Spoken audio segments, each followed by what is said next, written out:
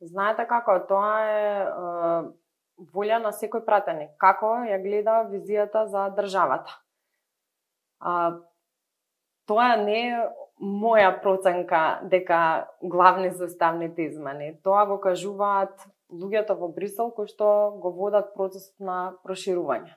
И таквите залажувања дека ќе имало репреговарања, само сакам да прашам дали излобираа и се договорија со сите земји членки дека тоа може да се случи кога таму ставот кој што доаѓа е дека нема репреговарање на преговарачка рамка која веќе е утврдена.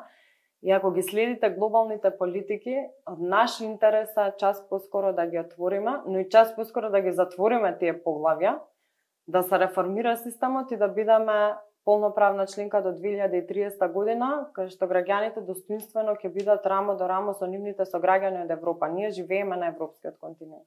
Ние природно припаѓаме на Европската унија.